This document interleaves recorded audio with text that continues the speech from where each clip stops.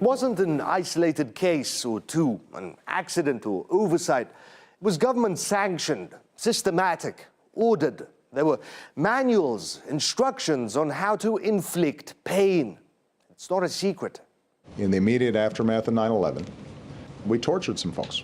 See, torture isn't only frowned upon because it's evil, vile. It's also ineffective. Problem number one. Imagine the CIA's surprise when those people that they were putting through hell resisted, grew used to it. Enhanced interrogation techniques were begun. Within 6 hours, these progressed from attention slaps and walling to confinement in both the large, about 5 hours, and small, about 1 hour boxes, and finally to the waterboard. Hazy seemed amazingly resistant to waterboard. What happened was that the victims, and this is problem number two, adapted to suffering. CIA's own words.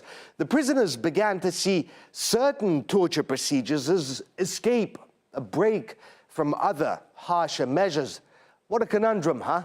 Having slapped, beaten, confined, and waterboarded these people, they weren't getting results.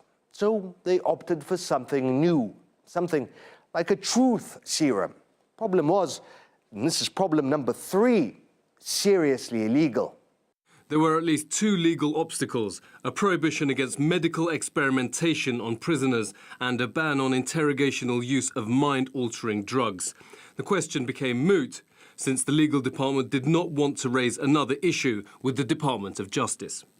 Problem number four, revulsion.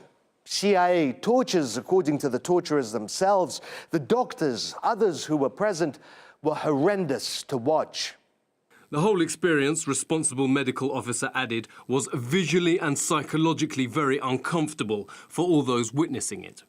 The problem was so widespread and so serious that employees had to be counseled and then checked to make sure they were still all right in the head after everything they had seen and done. And they began only hiring people who had a stomach for torture. Let me be clear on what the CIA doctor's role was here. When the CIA torturers were torturing a prisoner, for example, by waterboarding him, CIA doctors would medically resuscitate the prisoner when he would become unconscious from too much torture. What they did was allow the CIA to continue torturing people over and over. Problem number five. Other problems here. Journalists, activists, NGOs, they kept prying, kept sniffing around, digging up details and publicizing everything. Oh, the government, the CIA, they resisted. See, for example, how the document that revealed all of this looked initially when released under the Freedom of Information Act in 2016. Not a lot of information in it. It's almost like two fingers to the press. Sometimes these court battles took years, but they got it out eventually.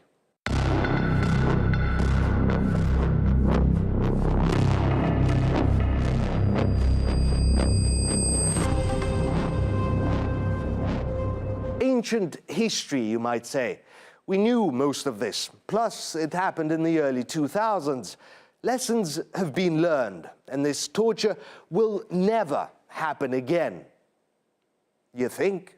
They said, what do you think about waterboarding? I said, I like it a lot, and I don't think it's tough enough. We have to keep in mind that we're talking about a 44-country-wide torture program. So it's a very rich, complex torture machine that was put in place with obviously many hundreds of people complicit and active in the torture that happened. So this is a high-level, top-level civilian, possibly also military people involved in creating, developing it, and implementing.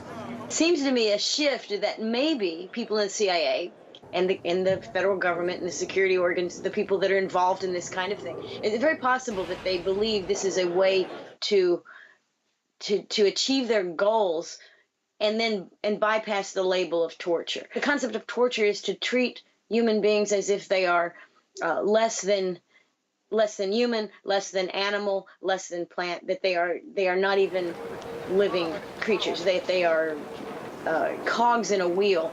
Experimenting medically with these people is the equivalent of torture. It is just as dehumanizing.